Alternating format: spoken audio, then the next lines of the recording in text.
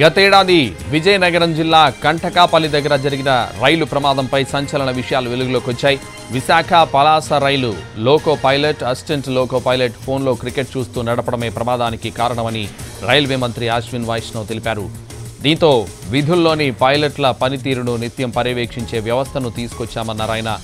ఆగి ఉన్న రాయగఢ్ ప్యాసింజర్ను విశాఖ పలాస ప్యాసింజర్ ఢీకొట్టడంతో 14 మంది మరణించారు.